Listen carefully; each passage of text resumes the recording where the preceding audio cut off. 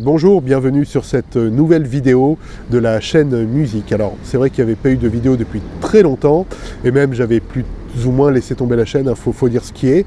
Mais j'ai récemment testé l'application classique, donc l'application dédiée à la musique classique d'Apple. Et c'était pour en faire un petit retour, je me suis dit que ça pouvait peut-être intéresser des personnes. Donc c'est une application qu'on peut télécharger et si vous êtes déjà abonné à Apple Music, l'application est tout simplement gratuite. C'est une application dédiée à la musique classique, mais avec déjà quelques petits bugs. Donc en téléchargeant l'application, il fait le match avec la bibliothèque que vous avez déjà et il me classe dans la musique classique, notamment des trucs comme Jean-Michel Jarre ou la bande son du Grand Bleu, quoi. Du coup, il semble un peu considérer que tout ce qui est, que tout ce qui est instrumental est de la musique classique. Il m'a mis aussi les bandes son de Vangelis. Voilà, alors c'est peut-être lié, c'est peut-être pas Apple qui a fait la boulette, c'est peut-être lié à des tags qu'auraient choisi les artistes quand ils importent leur musique sur les plateformes. C'est vrai que si l'artiste met musique classique, peut-être qu'Apple le tag en musique classique, mais bon, il pourrait quand même rectifier ça de même. Pour parler de la qualité sonore, bon, elle est très bonne, hein, c'est du streaming avec le fameux Apple Lossless. Alors, il faut savoir que le Lossless, en fait, on en ressent que difficilement l'intérêt réel, en fait. En effet, il faut être vraiment avec votre appareil Apple avec un casque qui vraiment vous évite tous les parasites alentours pour peut-être ici et là discerner une spatialisation spéciale ou quelque chose qui est excellent dans le traitement du son. Mais à titre personnel, je sais que j'écoute la musique avec des fichiers de qualité CD depuis un baladeur spécifique sur mon casque. Et quand j'utilise en revanche les applications de streaming, comme Apple Music notamment, je le fais dans la rue. Et dans la rue, j'ai des écouteurs type AirPod. Or, ces écouteurs type AirPod laissent aussi passer du son ambiant. C'est tout simplement que quand je suis dans les transports ou dans la rue, j'aime pas être spécialement surpris, j'aime bien à la fois bien entendre ce que j'écoute avec ces écouteurs, mais j'aime pas être complètement coupé du bruit ambiant. Question parfois de sécurité tout simplement, de pas être celui qui dans le métro retire ses écouteurs en disant qu'est-ce qu'il a dit quand il y a eu une annonce, voilà.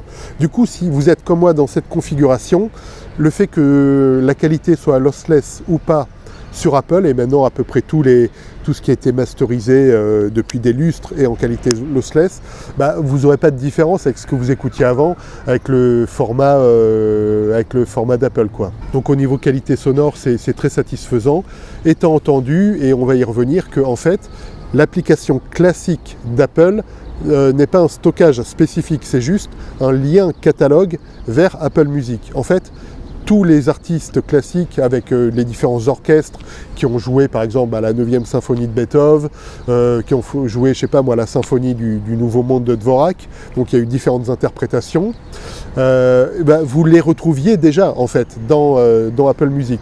Sauf que, alors, le catalogue n'était pas spécialement, c'est vrai, adapté pour retrouver de la musique classique, du coup on ne retrouvait pas forcément les choses. On retrouvait les principales, par exemple pour la symphonie du Nouveau Monde de Dvorak, vous retrouviez évidemment l'interprétation donc avec Karajan, quand Karajan était chef d'orchestre, qui est une des interprétations les plus connues, mais c'est vrai qu'on retrouvait moins les autres interprétations. Parlons tout d'abord du gros défaut de l'application Apple Classique.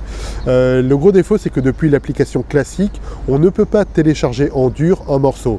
On peut simplement le mettre en bibliothèque et ensuite c'est depuis l'application générale Apple Music Générale qu'on va pouvoir le télécharger en dur. Et c'est très problématique parce que, alors, il se trouve que dans les zones où je suis, il y a à peu près tout le temps de la 5G, donc je dirais tant que je suis à l'extérieur, ça passe crème. Je peux, sur le chemin, me dire, tiens, je vais chercher quelque chose sur Apple Classique. Par exemple, on va dire un toccata et fugue de Jean-Sébastien Bach avec tel ou tel interprète, me le mettre dans les oreilles, me l'ajouter à ma bibliothèque et ça va passer crème. Sauf que j'ai déjà rencontré le cas où j'ai fait ça. Alors, avant de partir en voiture, je me suis sélectionné la piste sur Apple Classique et Donc j'ai ensuite roulé en voiture, la musique a été diffusée par Bluetooth et je suis rentré dans mon parking souterrain. Or, la musique a continué dans le parking souterrain, tout simplement jusqu'à ce qu'il n'y ait plus de connexion disponible, vu que j'étais enterré et que j'avais plus de 5G, ni de 4G, ni de 3G d'ailleurs. Du coup, ça c'est vraiment problématique, parce que ça oblige à choisir dans l'application Apple Classic son morceau, ou ce qu'on veut entendre, la symphonie, la sonate, etc. On l'enregistre, on le met en bibliothèque. Ensuite, il faut retourner dans l'application générale si on veut l'enregistrer. Et là, on peut enfin l'enregistrer. Voilà, c'est une ergonomie à ce niveau-là très lourde. Là, j'enregistre, on est fin avril, même si ça ne se voit pas avec le temps. Donc, peut-être que ça a changé, mais voilà, c'est vraiment le gros talon d'Achille au niveau de l'ergonomie. Il y a quand même des grosses forces dans cette application.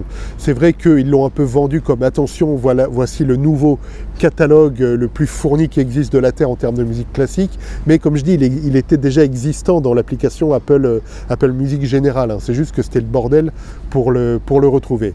Là, vous le retrouvez et c'est vraiment très bien fait. Vous avez des recherches qui sont faites par époque, vous avez des recherches par type de personne, vous avez même des recherches par instrument. Et ça, en termes de découverte de la musique classique, j'oserais même dire, voire d'éducation. Voilà, par exemple, voir ce qui a été fait plus pour orchestre, voir ce qui a été fait pour tel ou tel soliste. C'est bien dissocié dans l'application et ça permet de découvrir des interprètes, de découvrir des œuvres qu'on ne connaissait pas de compositeurs connus. Parce que oui, Beethoven n'a pas écrit que les symphonies et la lettre à Élise.